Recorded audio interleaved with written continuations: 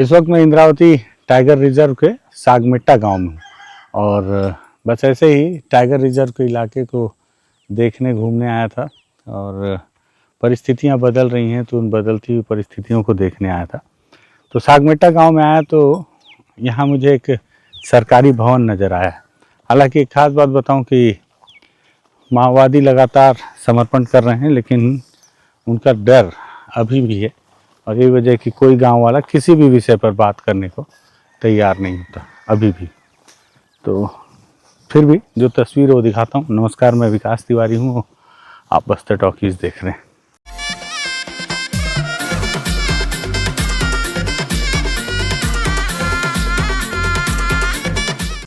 अभी गांव वालों से बात कर रहा था तो उन्होंने कैमरे के पीछे बताया कि ये अस्पताल है सागमेट्टा गांव का और इस अस्पताल का निर्माण 3 साल पहले किया गया था।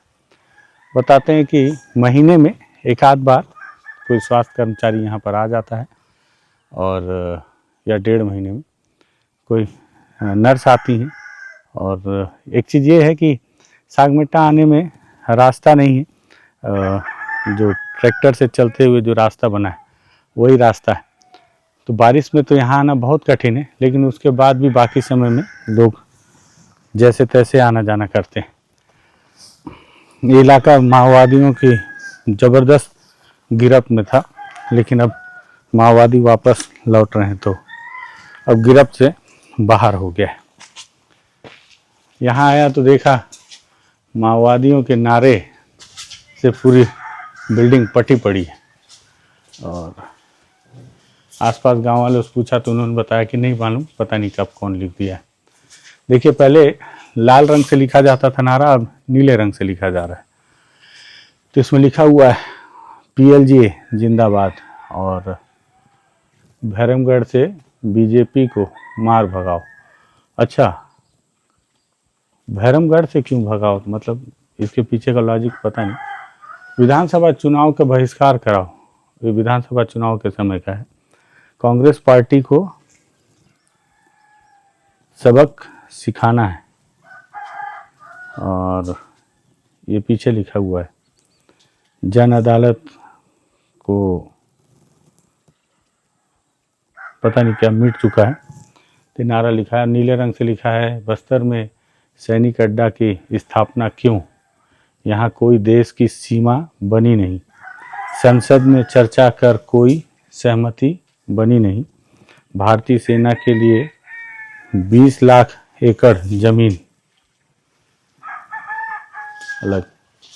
और ये नारा को दिखाओ, क्रांतिकारी जनताना सरकार को बचाएं व मजबूत विस्तार करें, आदिवासियों के अस्मिता व अस्तित्व के लिए खतरा बनी प्रस्तावित इंद्रावती टाइगर रिजर्व प्रोजेक्ट का विरोध करें। दरअसल बीच में इंद्रावती टाइगर रिजर्व के इलाके में गांव वालों को इस बात से डर था कि शायद उन्हें आदेश दिया गया था कि जो टाइगर रिजर्व का इलाका है उसको खाली करना पड़ेगा।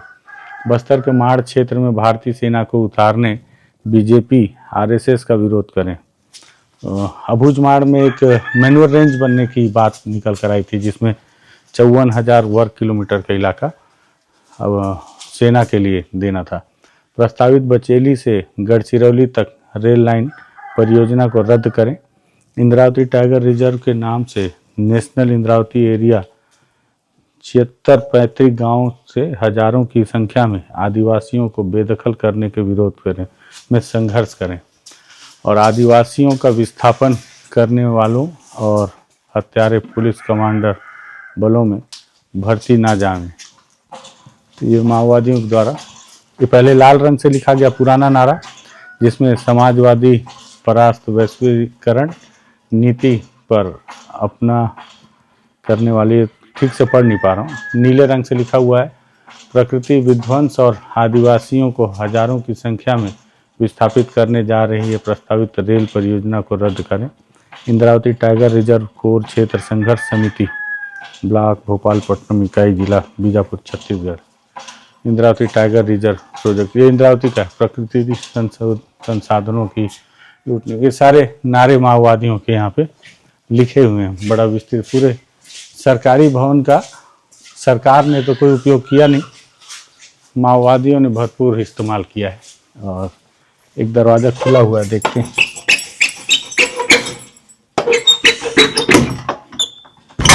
अंदर क्या स्थिति, अंदर जो है कुछ सामान रखे हुए हैं और इसे देखकर लगता है कि यहाँ कोई आकर रुका होगा, मजदूर या फिर कोई काम करने वाले लोग, और इसलिए यहाँ पे ताला नहीं लगा है। बाकी अस्पताल को लेके जानकारी गांव वालों ने दे ही दी है कि ये महीने में एक बार कभी खुलता है, तो हो सकता है कि बाकी के कमरों में ताले लगे हों। उधर भी एक भवन है। इस गांव के लोग बता रहे थे कि जब इनको अस्पताल जाना होता है तो सबसे पास अस्पताल फरसेगढ़ है, और बारिश के समय में ट्रैक्टर की मदद से लोगों को अस्पताल ले जाया जाता है। ये भी एक सरकारी भवन ही है और इसमें भी माओवादियों ने ही अपना नारा लिखा है कि बस्तर में सैनिक अड्डा की स्थापना क्यों, यहाँ कोई देश की सीमा बनी नहीं, संसद में चर्चा कर कोई सहमति बनी नहीं, इंद्रावती टाइगर रिजर्व कोर क्षेत्र संघर्ष समिति। हालांकि नीले रंग से लिखा है, इसमें माओवादी का जिक्र कहीं नहीं है, तो ये माओवादियों का नारा है या बीच में इंद्रावती टाइगर रिजर्व संघर्ष समिति बनी थी, तो नीले रंग से मुझे लगता है कि ये उनके द्वारा लिखा गया नारा है, और उसके अंदर जो लाल रंग का है वो माओवादियों का है। जैसे ये देखिए, इसमें लिखा हुआ है, अन्य राजनीतिक पार्टी दलों को जन अदालत के कटघरे में खड़ा करें, पश्चिम बस्तर डिविजनल कमेटी। ये माओवादियों का नारा है जो लाल रंग से लिखा हुआ है। तो ये सागमिट्टा गांव है। इस गांव में जब मैं आ रहा था तो वहाँ चौराहे पे मुझे एक माओवादियों का स्मारक दिखा जो सफ़ेद रंग से था, जिसमें माओवादियों के नारे लिखे थे, और उसे जवानों के द्वारा तोड़ा गया है। और यहाँ के लोगों को राशन लेने के लिए भी लगभग यहाँ से फरसेगढ़, दीदी फरसेगढ़ कितना किलोमीटर होगा यहाँ से? 14 किलोमीटर है। तो राशन वहीं से लाते हैं ना सर? अच्छा, ये राशन दुकान है? हाँ,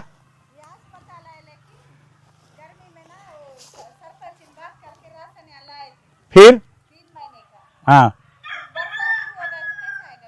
और ठंड में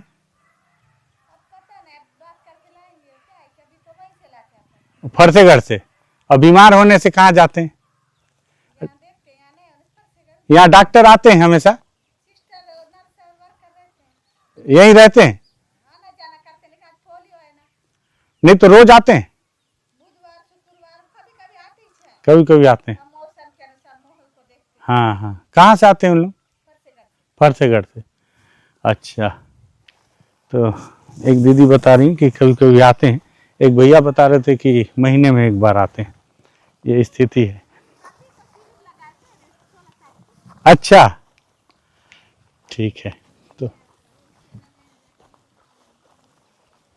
और उस तरफ में भी कुछ स्मारक हैं, लाल रंग से एक स्मारक लगाया गया है, तो हो सकता है कि माओवादियों का हो। और ये चारों तरफ जो है, ये देखिए क्या लिखा है, प्रकृति विध्वंसक व हजारों की संख्या में आदिवासियों को विस्थापित करने जा रही प्रस्तावित रेल परियोजनाओं को रद्द करें, बाघों के संरक्षण के नाम से आदिवासियों को विस्थापन मंजूर नहीं, जान देंगे पर जमीन नहीं देंगे, भारतीय सेना बस्तर में वापस जाओ। और जो लाल रंग से लिखा हुआ है वो माओवादियों का, देश जनता के लिए सबको बड़ा खतरा बनी ब्राह्मणी हिंदुत्व फांसीवादी भाजपा पार्टी को मार मार कर भगाओ। इस तरह से भाजपा को लेकर माओवादियों के अंदर एक खासा विरोध देखा जाता है। मानते हैं कि भाजपा जो है हिंदुत्व वाली पार्टी है, तो ब्राह्मणवादी पार्टी है, इसलिए उसके विरोध में माओवादी ज़्यादा नज़र आते हैं। तो सागमिट्टा गांव है और उसमें ये सरकारी भवन, जिसका सरकार से ज़्यादा माओवादियों ने इस्तेमाल किया, मुझे लगा कि आपको दिखा दूं। और आप देखिए गांव बहुत खूबसूरत गांव है, जंगल के बीच छोटे छोटे घर और मारे गए लोगों के स्मारक, साथ ही साथ थोड़ा संपन्न गांव है, भले जंगल के अंदर है। लोगों ने यहाँ पर मूंग की खेती की है और धान अभी अभी कटा है, जिसकी मिंजाई और सारे काम यहाँ के किसानों के द्वारा किए जा रहे हैं। मुझे लगा कि ये तस्वीर आपको दिखा दूँ, इसलिए हमने इस वीडियो को तैयार किया है। गांव वाले कोई बात करते तो और अच्छा होता, लेकिन कोई बात नहीं कर रहा है। एक दीदी हैं, वो दूर से बता दी, लेकिन कैमरे के सामने कोई भी नहीं बोलता। सबको लगता है पता नहीं क्या पूछ लेगा, उसके जवाब में अगर कुछ बोल दिया जाए तो पता नहीं उनके पक्ष में होगा या विपक्ष में। बहुत सारा डर होता है, इन्होंने बहुत सारे डर को देखा है, जिया है, तो इसीलिए जो है लोग बात नहीं करते। पसंद आए शेयर कर सकते हैं वीडियो, बस्तर टॉकीज को सब्सक्राइब कर सकते हैं। धन्यवाद।